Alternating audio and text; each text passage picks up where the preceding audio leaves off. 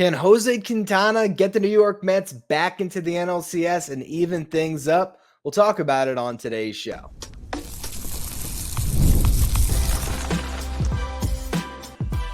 You are Locked On Mets, your daily New York Mets podcast. Part of the Locked On Podcast Network, your team every day. Hello to all you amazing Mets fans. You're watching Locked On Mets, part of the Locked On Podcast Network, your team every day.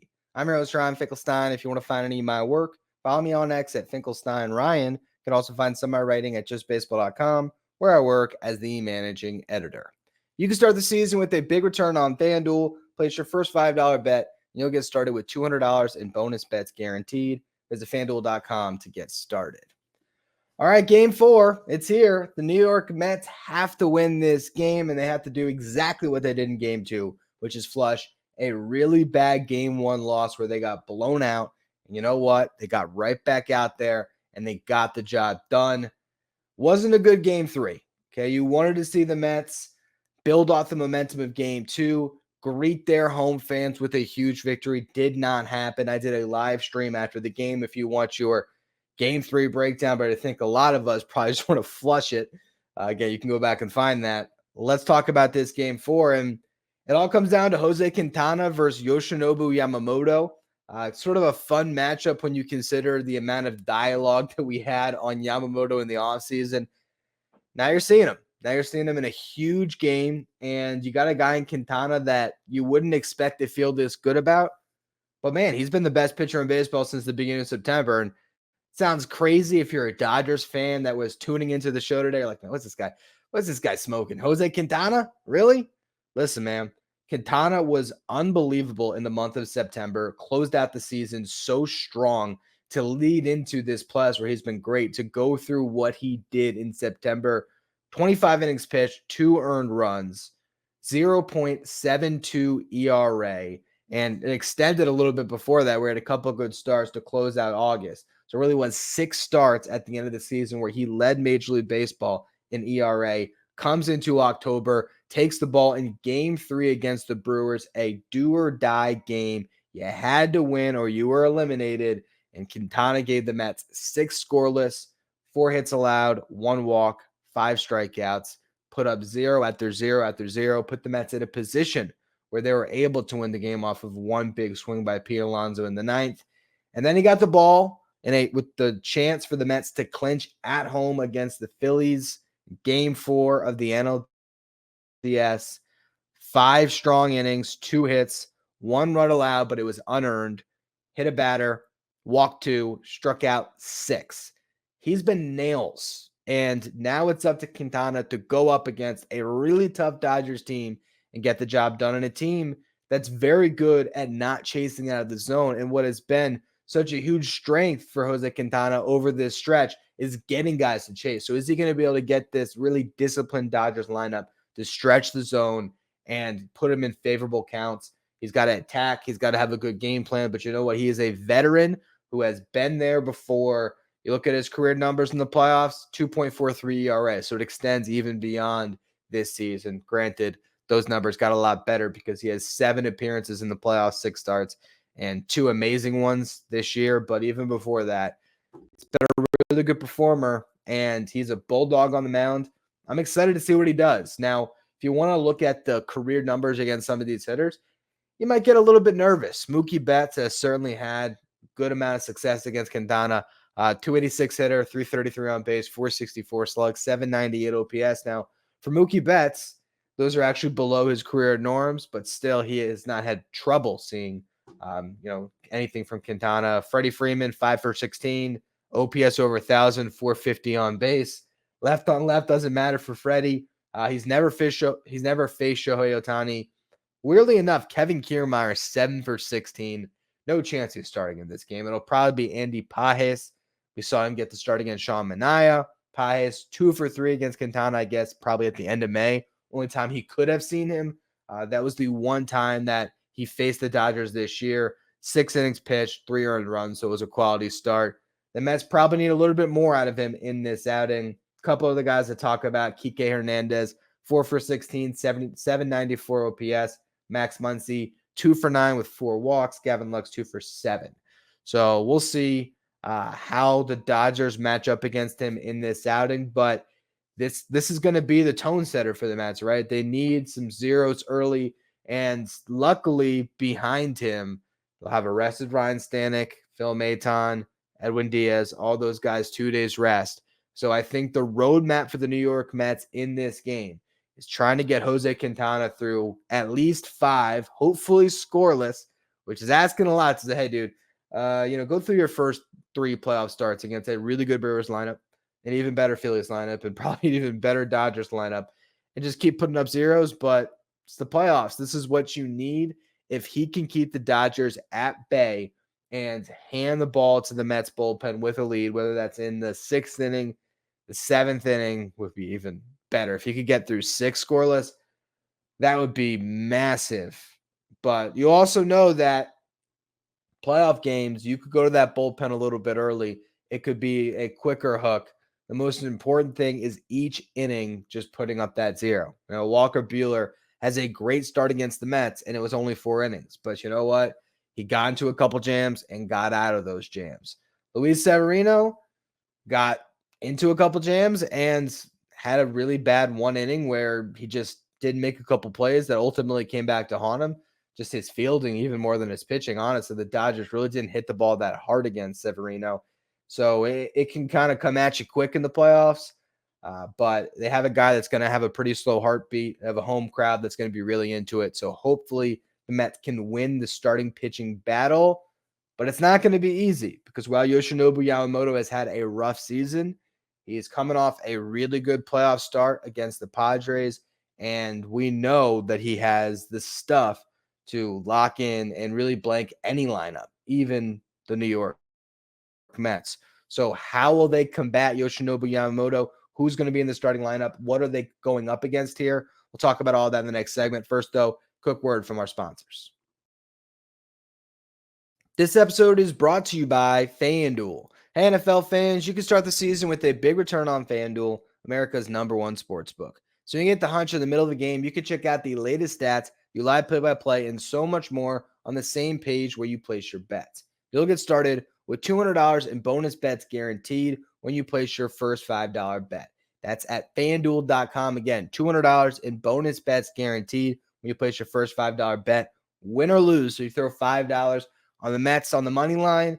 If they lose the game, while we're all going to be disheartened, at least you get the caveat of that $200 in bonus bets guaranteed, but it's not tied to that. The Mets win, you're still getting the $200 in bonus bets guaranteed. That's FanDuel.com, America's #1 sportsbook. If you're an everyday listener to the show, make sure you become a Locked On Mets insider. This is our texting service where you get updates from me anytime news breaks in the Mets. You can ask me questions anytime. You can also take part in our Locked On Mets signed photo giveaways and get the line graphic sent to your phone each day so you know who's the starting lineup without ever having to go on social media. If you want to be a Locked On Mets insider, find the link in the episode description. Go to subtext.com/LockedOnMets.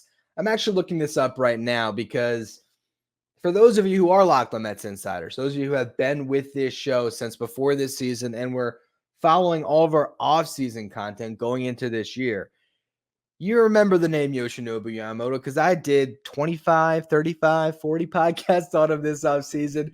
We spent a lot of time talking about this. I'm looking now, and if you go to Locked On Mets YouTube channel, I'm seeing 10 videos that had Yamamoto somewhere in the title. So, yeah, this was something that we were really keying in on because he was the only big free agent the New York Mets pursued this offseason. If they were going to sign anybody to a multi-year deal and really a long-term deal, it was going to be Yamamoto. They flew out to Japan to meet him. Steve Cohen got on a jet and flew all the way across the world. They had a dinner at Steve Cohen's house. All of this for the Mets to offer him the exact contract that he took to the Dodgers and said, yeah, I'd like to play with Shohei Ohtani and be a Dodger. And so the Mets were left out to dry. What did they do? They pivoted. They said, all right, we're going to sign 1-year deals, except for Sean Manaea, who got a 1+1, essentially 2-year deal with an opt-out. So I'm sure Manaea is going to exercise that. The Mets completely changed up their game plan, and suddenly these two sides are squaring off. It's crazy. that the most pivotal game of the season for the New York Mets will now be going up against the guy that they were so hot and heavy for this past offseason. So how was Yamamoto's first year stateside? He made 18 starts, pitched to a 3 ERA even over 90 innings pitched. Strained his rotator cuff in the middle of June. That put him on the IL until middle of September. So he really did miss a big chunk of the season, although he was very good early on. He's sort of been trying to find himself since coming back. Let me actually pull up some game logs on Yoshinobu Yamamoto. Should have had that in my notes, but I'm just thinking about it. How did he fare in September? I know in the playoffs it was one bad start, one good start, one really good start, and a clinching game against the Padres. But if you go and you look at the numbers in September, yeah, not bad, really. He had a 3.38 ERA. He didn't pitch deep in any of those games. Didn't get the pitch count that high. It was 59 his first outing, 4 scoreless. 72 second outing, again 4 scoreless. 3 innings pitched against the Rockies. Gave up 4 earned.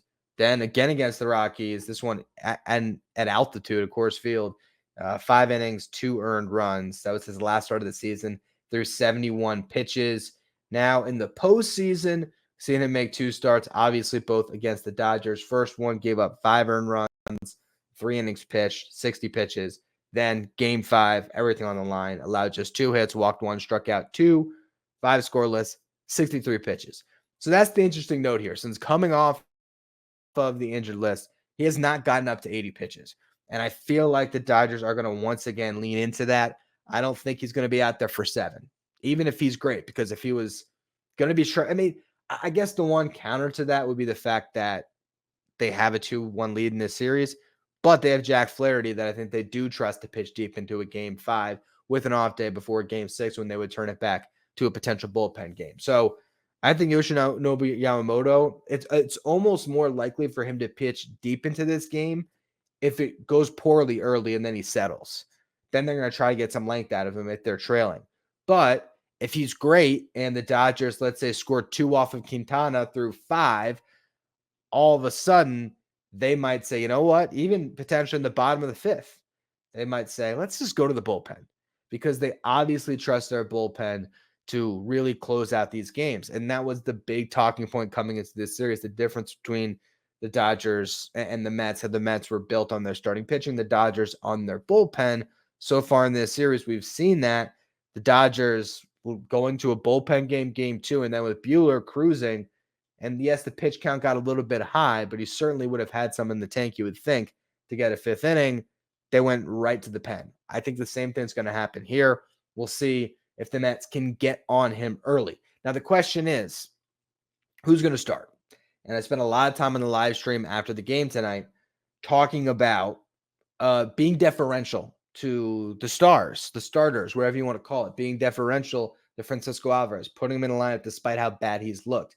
I said on that stream, I don't think that they're going to go away from him. If they were going to, it would have been this game tonight, the one game 3 with Sevy on the mound, the way that Torrens has pitched to him, or the way that Sevy has pitched to Torrens this year. They didn't do it.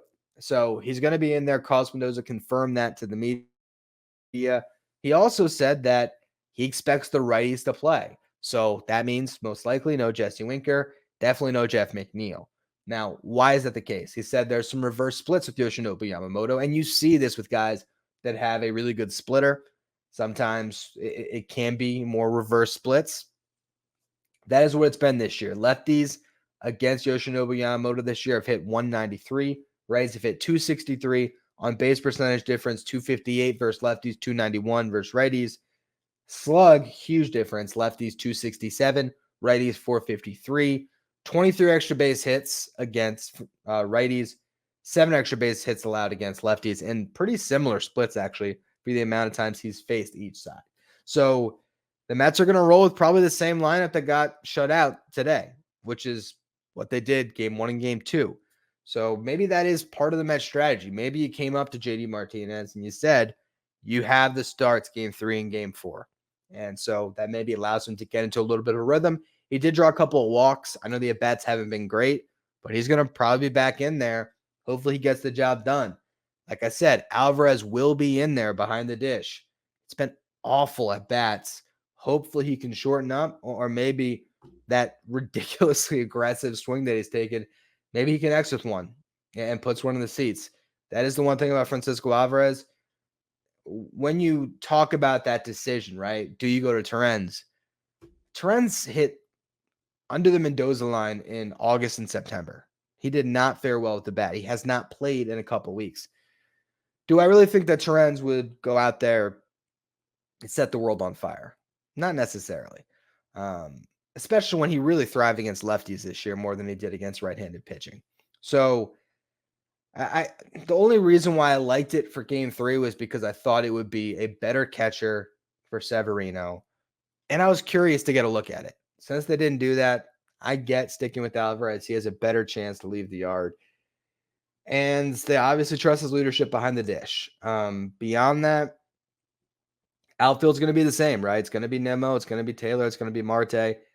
There's not going to be any changes. Jose Iglesias will be in there at second base. They're going to ride with the guys that got them to this point, and that is not necessarily a bad thing. The New York Mets are going to trust the process because it's gotten them this far, and that's what we're going to talk about in the final segment here. Don't let go of the rope now. If you're a Mets fan that believed wholeheartedly in this team going into game 3, don't let a single bad loss dissuade you and make you think this series is over. You got to believe. You got to have faith. This team has got off the mat so many times. We just saw it 48 hours ago. Let's see the New York Mets do it again. I have faith they're going to. We're going to talk about that in the final segment. First, though, another word from our sponsors. Today's episode is brought to you by Game Time. Game Time is the fast and easy way to buy tickets for all the sports, music, comedy, and theater events near you. And right now, if you're trying to go to Game 4 of the NLCS, Game Time is your way to get in the game. Game Time picks are going to filter out the fluff and show you only incredible deals so you can get great seats that you don't have to waste your time searching through thousands of tickets. I was looking tonight just because I was curious. By Game Time picks, it was a flooded seat map, and then all of a sudden I saw, I think it was like 8 different deals, the best possible deals.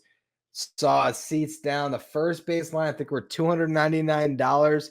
I think they were in actually the first bowl there. So not bad seats for a pretty good price. The closer you get to the game, the better chance you have at getting a good deal. And Game Time sells tickets up to an hour after first pitch. If you're in the New York area, you're trying to go to Game 4, download the Game Time app, create an account, and use the code LOCKEDONMLB to get $20 off your first purchase. Terms apply. Again, create an account, redeem the code LOCKEDONMLB for $20 off. Download Game Time today. What time is it? It's game time. Today's episode is also brought to you by Prize Picks. Prize Picks, America's #1 daily fantasy sports app with over 5 million active members. Prize Picks is the easiest and most exciting way to play daily fantasy sports. Unlike other apps, on Prize Picks, it's just you against the numbers. All you do is pick more or less on 2 to 6 player stat projections. You watch the winnings roll in. Get in on the daily action with your friends and become part of the Prize Picks community today. You can now win up to 100 times your money on Prize Picks as little as 4 correct picks. So you can turn $10 into $1,000. Cook up hot takes with your friends and win real money this football season when you and your crew run your game on Prize Picks. Download the Prize Picks app. Use the code LOCKEDONMLB. You're going to get $50 instantly when you play $5. Let's code LOCKEDONMLB on Prize Picks to get $50 instantly when you play $5. You don't even need to win to receive the $50 bonus. It's guaranteed. Prize Picks, run your game. Stay up to date with all the latest in the world of sports when you check out Locked On Sports Today, streaming 24/7 on YouTube. If you're watching on YouTube, do me a favor, hit that subscribe button. Our goal is to get to 11,000 subscribers by the end of the playoffs. Appreciate all of you who continue to subscribe. All right, let's talk about the situation for the New York Mets. And that's that you got to believe in this team, man. Again, if you had faith in this team heading back to New York, coming off the win, obviously it's easy when things are going well to believe in this club.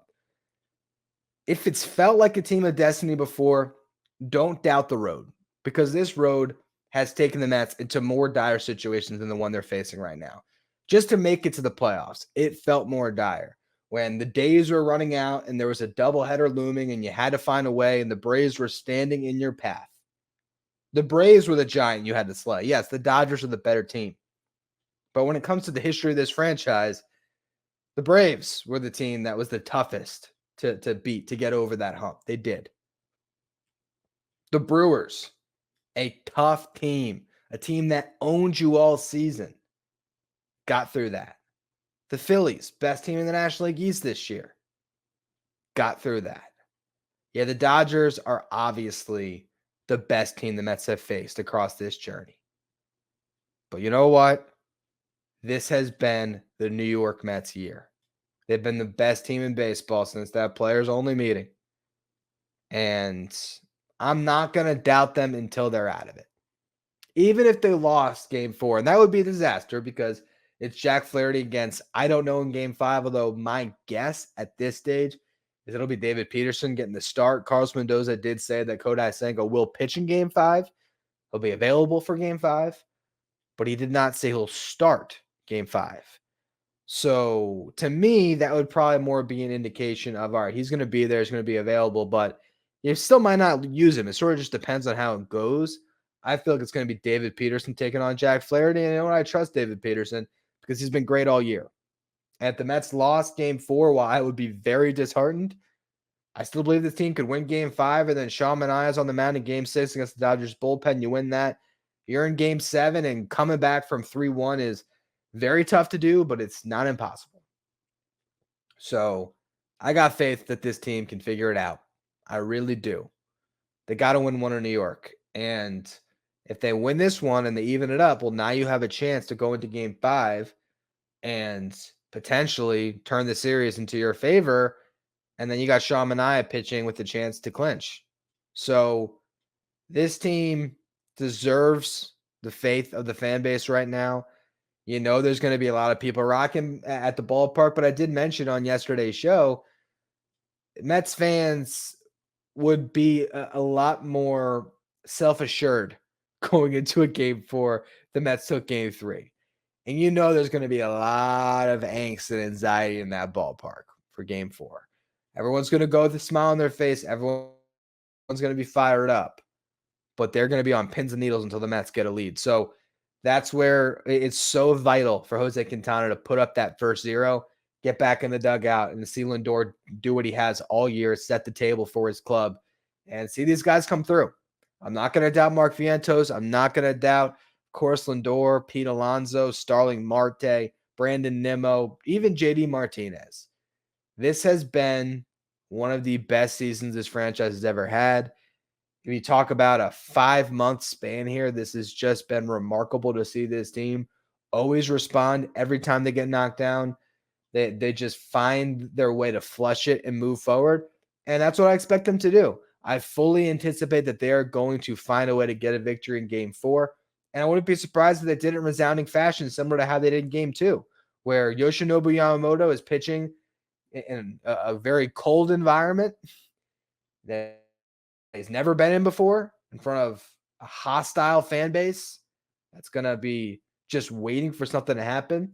And we'll see. Maybe the moment is too big for him. Maybe Yoshinobu Yamamoto walks a couple guys and Pete Alonso with one big swing gives the Mets an early lead and they just carry that the rest of the way. But I am watching this game with full faith that the Mets are going to get right back in this series. And then you got a 3-game set all of a sudden, right? And it's just win 2 or 3.